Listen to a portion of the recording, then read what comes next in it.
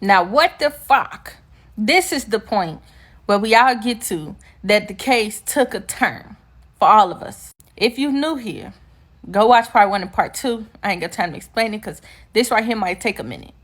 Everyone, I think, anticipated the defense's case because there were so many holes in the prosecution's case that it was like, okay, the defense needs to feel. I know for a fact, me personally, and if you watch my lives, I talked about it, I felt like, okay, maybe the defense is going to bring up a crime scene analyst because I feel like the crime scene analyst was the most solid piece of evidence that the prosecution had, that and the medical examiner. So basically all the logistics and forensics behind the crime is kind of what put Melly in the place of the murder, even though to this day they never put the gun in his hand.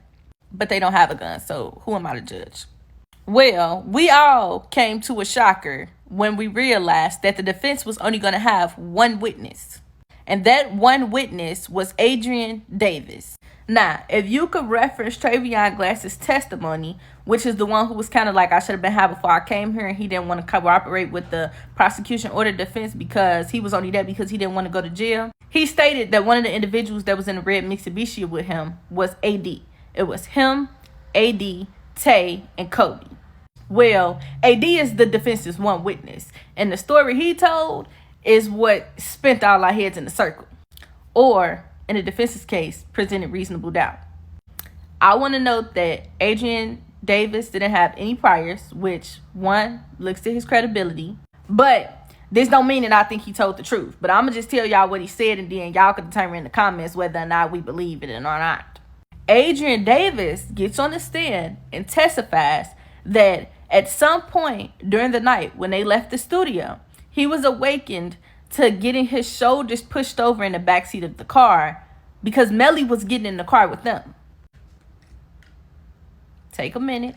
So this insinuates that Melly wasn't there at the time that the shooting happened. He says that Melly went back to the house with them in the car. And if you remember, Travion Glass couldn't say who opened the door for them. AD says that the only two people with a key was Melly and Cortland or Bortland. And he says that Melly opened the door for them and went into the house. And they all went upstairs and Melly was downstairs in his room. And he also says that Travion wouldn't have known this because he was still in the car high asleep when they first came in the house. And then he justifies Melly's quote-unquote change of clothes from Travion Glass's testimony by saying that when Melly came in, he changed.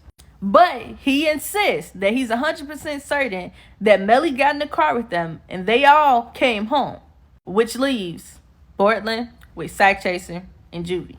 He also adds that Melly's phone was missing. And if you know 99.9% of the evidence about this case, y'all know we've seen hundreds of text messages, hundreds of pictures. All of these things, he says, that night, which is the phone is what they're using to justify based on location, that Melly didn't have his phone. Now, how he ended up getting his phone back the next morning for the video shoot, hey, what could I say? Let me add that Bortland didn't have a phone this whole time. His phone was broken. But then again, we never know who that phone was that Detective Moretti never decided to check. I gotta come back because this is getting too long.